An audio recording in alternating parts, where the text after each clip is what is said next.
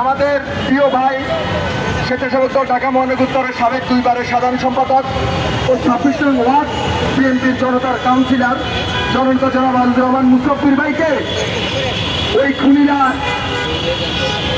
7 তারিখে রাত 8টায় সুপারস্টার ভবনের পাশে গলিতে গুলি করে হত্যা করেছে।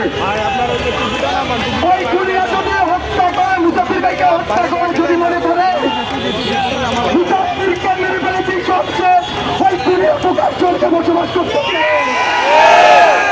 আমরা এখানে চাচ্ছি সবাই